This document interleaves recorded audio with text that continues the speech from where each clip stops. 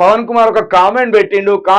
ఆగస్టులో టిఆర్ఎస్ ఎమ్మెల్యేలు కాంగ్రెస్ లో చేరారు, 20 మంది ఎమ్మెల్యేలు న్యూస్ ఛానళ్ళు చెప్తున్నాయి. మరి చేరలే కదా, చేరుతారా? ఏంటిది ఇది? ఏం కాకుండా ఆగస్టులో చేరుతారా?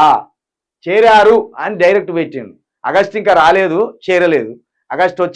ఆగస్టు రాకముందే చేరుతారు ఆల్రెడీ. ఇక మొదలైతాయి బేరసారాలు, మొదలైతాయి. ఇగో నా మీద గిన్ని కేసులు ఉన్నాయి, నేను మీ పార్టీలోకి వస్తే ఆ కేసులు కొట్టేయాలి. ఇగో నా మీద గిన్ని భూ కబ్జా ఆరోపణలు ఉన్నాయి, ఈ కబ్జాల కేసులు పట్టించుకోకుండా కొట్టేయాలి.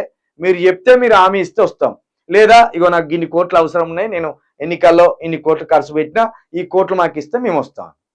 ఇప్పుడు నాకు తెలిసి వీళ్ళు కాంగ్రెస్కు పోరు, బీజేపీలోకి పోతారు. నాకు తెలిసి బీజేపీలో పోతారు. బీఆర్ఎస్ ఎమ్మెల్యేలు మెజార్టీగా బీజేపీ వైపు చూస్తారు. ఎందుకంటే కేంద్రంలో ఉన్నది బీజేపీ పార్టీ కాబట్టి, రాష్ట్ర పార్టీలో ఈ ముఖ్యమంత్రి కంటే పవర్ ఎక్కువ ప్రధానమంత్రికి ఉంటుంది కాబట్టి 4 కేసులు మాఫీ చేసుకోవాలన్నా, 4 దందాలు ఎక్కువ చేసుకోవాలన్నా బీజేపీకి పోతేనే సాధ్యం కాబట్టి బీజేపీ వైపే చూస్తారు నా ఆలోచన ప్రకారం అయితే.